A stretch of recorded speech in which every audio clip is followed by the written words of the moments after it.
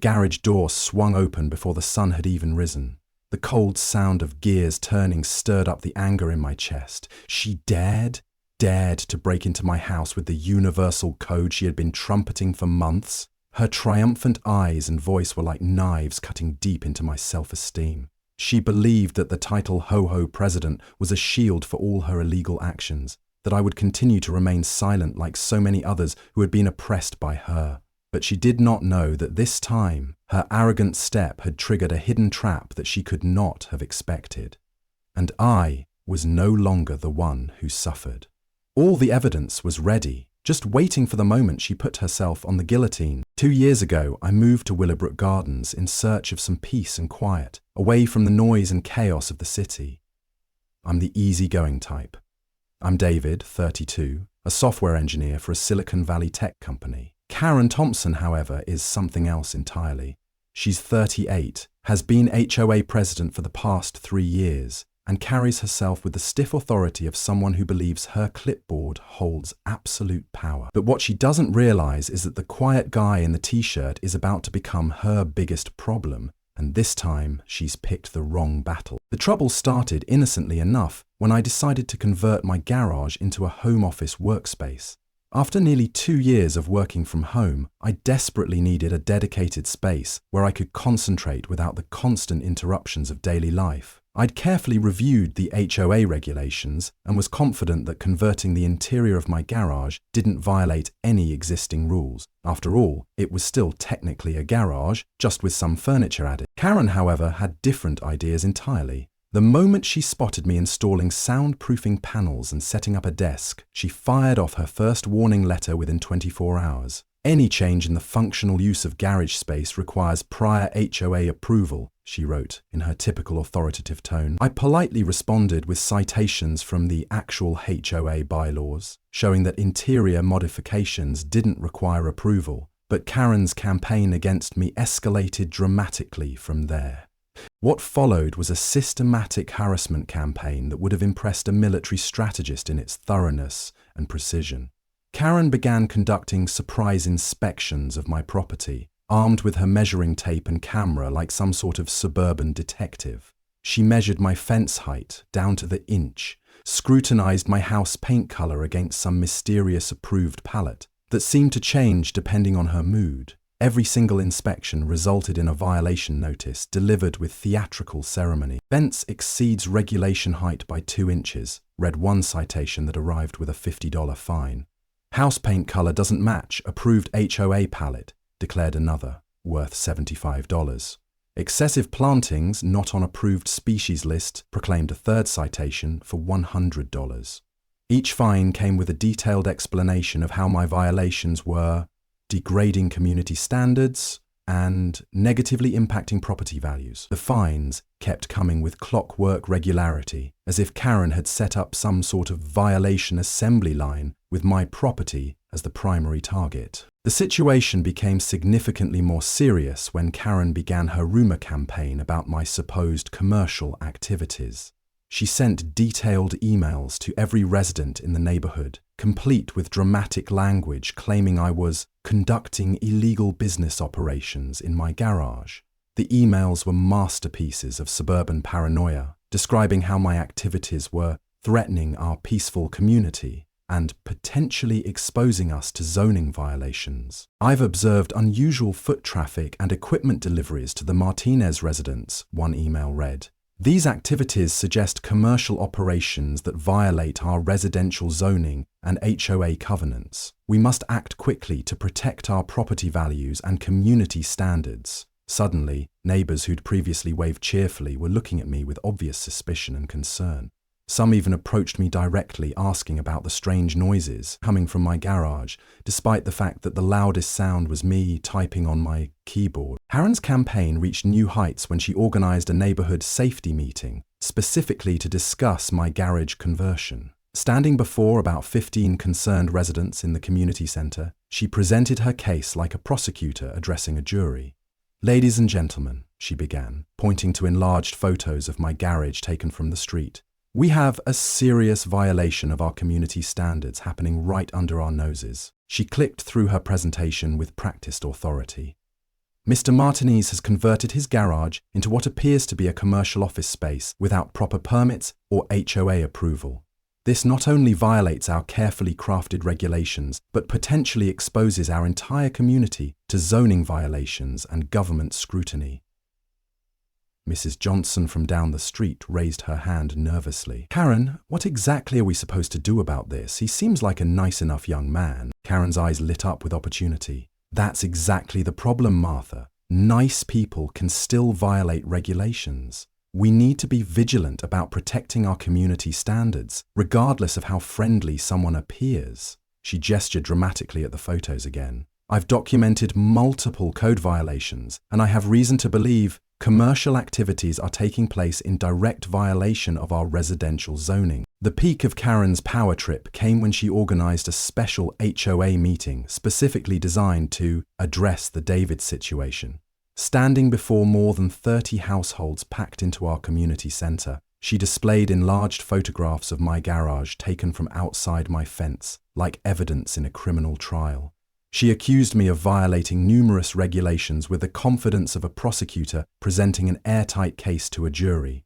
Has illegally converted his garage into a commercial office space, she declared with theatrical flair, gesturing dramatically at the photos. This not only violates our carefully crafted HOA regulations, but could potentially affect the business licensing of our entire neighborhood and bring unwanted government scrutiny to our peaceful community. The way she presented it, you'd think I was running a loud manufacturing plant instead of quietly working on software code in a soundproofed room. During this meeting, Karen introduced her most aggressive tactic yet: community surveillance. I'm asking all of you to help monitor the situation, she announced to the packed room. Document any unusual activities, take photos of vehicles that don't belong, and report anything that seems out of place. We need to work together to protect our community from these violations. Mr. Peterson from across the street actually stood up and asked, Karen, don't you think this is getting a bit extreme? The man works from home like lots of people these days.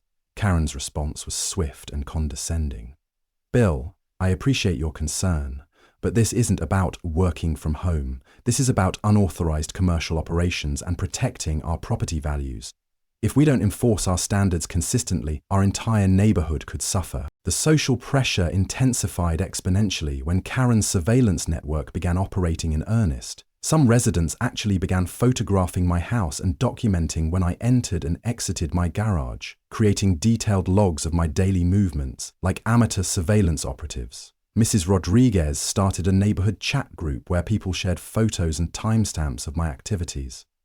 David left his garage at 8:30 a.m. and returned at 9:15 with what appeared to be office supplies, read one typical message. 2 delivery trucks visited the Martinez residence this week, reported another. The surveillance became so obvious that I could see neighbors positioning themselves at windows with cameras when I went outside. Karen had successfully transformed my quiet workspace into a neighborhood obsession. When Karen proposed conducting an interior inspection to ensure no illegal commercial activities were taking place, I firmly refused, citing my constitutional right to privacy. This refusal became Karen's rallying cry for escalation. You see, she announced at the next community gathering, innocent people don't refuse reasonable inspections. This behavior confirms our suspicions about unauthorized activities. Karen's threats became increasingly aggressive and legally questionable. She threatened to sue me for willful violation of community standards, threatened to report me to local authorities for unlicensed business operations, and even suggested she might pursue legal action to force me to sell my house if I didn't comply with her expanding list of demands. Each threat was delivered with the confidence of someone who believed she held all the cards. Mr. Martinez, she said during one particularly heated confrontation at my front door, you have 48 hours to provide written documentation proving your garage activities comply with all HOA regulations and local zoning laws. Failure to comply will result in immediate legal action and a lien against your property. I calmly responded that I was operating within all applicable laws. But Karen's expression made it clear she wasn't interested in fact. Throughout this entire ordeal, I maintained a deliberately calm and polite demeanor, responding to every accusation with careful documentation and official regulations. I knew I was operating completely within the law, but Karen seemed utterly uninterested in facts or legal precedent. Her goal wasn't legitimate enforcement, it was absolute control and public demonstration of her authority. What really frustrated me wasn't even the ridiculous fines or the constant harassment, but the way Karen treated me like a disobedient child while actively working to turn my neighbors against me with her campaign of misinformation. I gradually began to realize this wasn't just a simple dispute about HOA regulations. This was a calculated power struggle, and Karen had deliberately chosen to use me as a highly visible example of her authority. After Karen's brazen, illegal entry into my garage using her so-called universal code, I knew the time for passive resistance had definitively ended. Instead of confronting her directly in an emotional outburst, I decided to use what I knew best: advanced technology and proper legal procedures. The first thing I did was thoroughly check the security system I'd personally designed and installed throughout the neighborhood. As I suspected, Karen had used a basic hack code to bypass my garage door security, a deliberate vulnerability I'd left in the system specifically to track anyone who might attempt unauthorized access. Every time someone used this particular code, the system automatically recorded high-definition video, logged the exact time and date, captured GPS coordinates, and sent an encrypted alert directly to my phone with all the relevant data. I now had crystal clear evidence of Karen committing breaking and entering, complete with video documentation and digital timestamps. But this was just the beginning of what I would discover through my investigation. The security logs revealed something even more disturbing. Karen had been using this same hack code regularly throughout the neighborhood for months. Next, I began conducting a comprehensive investigation into Karen herself and the HOA's financial operations. With my extensive background in technology and data analysis, I knew exactly how to search public records efficiently and cross-reference information from multiple sources. What I found was deeply disturbing and far worse than I'd initially suspected. Karen had been systematically making unauthorized changes to the HOA regulations without proper resident approval or legal procedures. She'd added numerous vague, subjective clauses like appropriate colors and suitable activities without clear definitions or objective standards, deliberately creating opportunities for her to arbitrarily fine anyone she chose based on personal whims rather than legitimate violations. The financial records told an even more troubling story. When I meticulously cross-referenced invoices with bank statements and financial reports, I found large, highly unusual expenses for landscape maintenance and legal consulting. But there was absolutely no evidence that any of this work had actually been performed or that these services had ever been contracted. The real breakthrough in my investigation came when I decided to contact someone I'd never spoken with before: Mark Thompson, Karen's clearly uncomfortable husband. Through careful observation over many months, I'd noticed that Mark always seemed to deliberately avoid Karen when she was conducting her official HOA business, and appeared genuinely uncomfortable with his wife's increasingly aggressive behavior toward neighbors. When I called Mark directly and explained the situation, showing him concrete evidence of Karen's illegal entry into my garage, he began to gradually open up about his growing concerns. "I've warned her so many times about going too far," Mark admitted with obvious frustration. "She's been crossing legal and ethical lines for years now, and I've been worried something like this would eventually happen." Mark revealed information that confirmed my worst suspicions. "She's been using that code to get into people's houses when they're not home," he said quietly. "She calls it community oversight, but I know it's wrong. She's also been using HOA money for personal expenses, including hiring lawyers to threaten people who question her authority." His willingness to speak out gave me the confidence to dig deep. Armed with this crucial information from Mark, I began systematically reaching out to other neighbors who I suspected had been victims of Karen's abuse. I discovered that many people had indeed been targets of her harassment, but they were either too scared of retaliation or simply didn't know how to fight back against someone in an official position. Mrs. Rodriguez at number 15 had been fined $500 for inappropriate plantings that violated community aesthetic standards, even though those exact plants had been there for over a decade before she even moved into the neighborhood. "I paid the fine because I was scared she'd make my life miserable," Mrs. Rodriguez confided. But those roses were planted by the previous owner 20 years ago. Mr. Johnson, number 22, had been forced to repaint his entire house at enormous personal expense for non-compliant colors that damage neighborhood harmony, despite the paint being directly from the officially approved HOA palette. She kept changing her mind about what was acceptable, he explained bitterly. First the color was fine, then it wasn't. Then it was too bright, then too dull. I spent $3,000 trying to satisfy her demands. Most importantly, from a legal standpoint, I discovered that Karen hadn't followed any proper legal procedures when issuing these fines and violations. According to clearly written state law, HOAs must provide 30 days written notice and a formal opportunity to appeal before applying any financial penalties. Karen had completely and deliberately ignored these legal requirements in every single case. I also thoroughly investigated the security company that Karen claimed had provided her with the mysterious universal code. After contacting them directly and speaking with their management, I learned they'd never worked with Willowbrook Gardens HOA in any capacity and had never provided any universal code to anyone, anywhere, for any reason. This meant Karen had independently hacked into the security system on her own, a serious federal crime with significant legal consequences. Finally, I uncovered what could only be described as the smoking gun. Karen had been systematically forging signatures of other HOA board members on important legal documents, including approving fines, changing regulations, and authorizing expenditures. I could prove this conclusively through professional handwriting analysis, digital timestamps on electronic documents, and comparison with legitimate signatures on file. With all this comprehensive evidence carefully documented and legally verified, I realized Karen wasn't just an authoritarian HOA president drunk on power. She was operating as a systematic fraudster who had been stealing from and manipulating an entire community for years. And now I had all the weapons I needed to fight back effectively.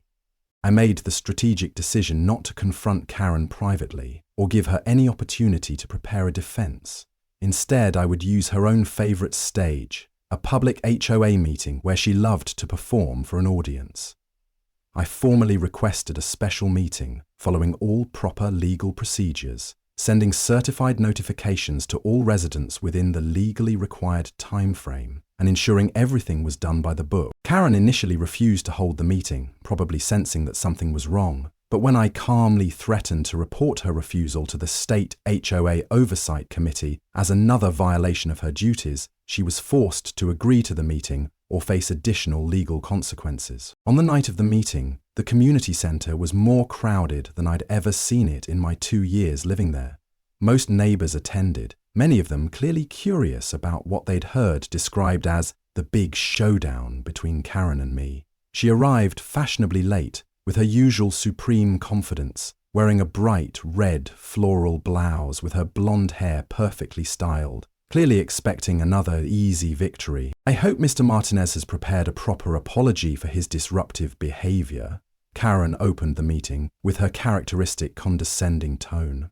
After his continued uncooperative behaviour and blatant regulatory violations, we need to discuss serious consequences and potential legal action to protect our community standards. Mrs. Thompson, I interrupted politely but firmly, standing up with my laptop and projector ready. Before you continue with your presentation, I'd like to share some information that I believe our neighbours will find extremely interesting and relevant to tonight's discussion. The room fell silent as residents sensed the tension in my voice. I calmly turned on the projector I'd set up and displayed the first piece of evidence, crystal clear video footage of Karen opening my garage with her phone while speaking to someone about her universal code. This is high-definition video evidence of illegal breaking and entering into my private property last Monday morning at approximately 9:15 a.m. Mrs. Thompson used an unauthorized hack code to open my garage door without permission, consent, or any legal authority. The room erupted in immediate murmurs as neighbors processed what they were seeing. Karen tried desperately to defend herself, her voice rising defensively. I have the legal right to inspect properties for HOA violations. This is part of my official duties as president. Her usual confidence was already beginning to crack under the scrutiny. Really? I displayed the next slide, showing a complete copy of the official HOA regulations with relevant sections highlighted in bright yellow. I've carefully reviewed our bylaws, and I can't find any clause that allows the HOA president to enter residents' private property without permission. In fact, this clearly violates multiple state laws regarding breaking an entry, trespassing, and unlawful entry. I continued methodically with the next piece of evidence, maintaining my calm demeanor while Karen grew increasingly agitated. But what's even more interesting is that Mrs. Thompson claimed to have received a universal code from our neighborhood security company. Here's an official email from Tech Secure Solutions, the company she specifically named as providing this code. I read the email aloud, clearly so everyone could hear. We confirm that we have never worked with Willowbrook Gardens HOA in any capacity and have never provided any universal access code to anyone for any reason. Any claims to the contrary are false and potentially constitute fraud. The room's energy shifted dramatically as residents began to understand the implications. By this point, Karen was visibly starting to look worried and had lost much of her initial confidence. This is clearly a conspiracy to discredit me and undermine legitimate HOA authority, she protested, but her voice lacked its usual commanding presence. You're taking these things out of context and manipulating the evidence. There's significantly more evidence to present, I continued calmly, displaying a comprehensive financial analysis chart that I'd spent weeks preparing.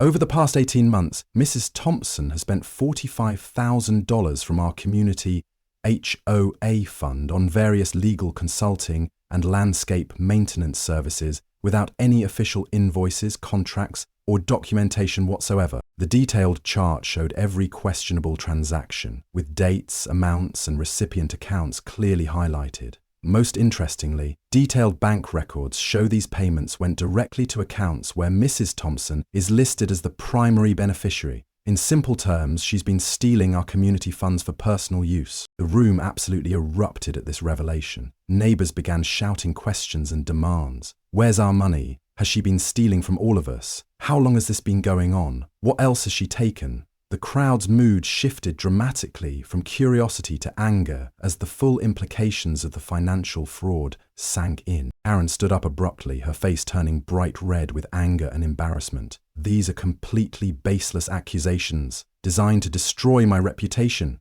You have absolutely no legal right to investigate HOA finances or make these kinds of serious allegations against an elected official. This was the perfect moment for my final, devastating revelation. Actually, Mrs. Thompson, I have every legal right to access these records. I displayed the last slide, an official legal document with multiple signatures and seals.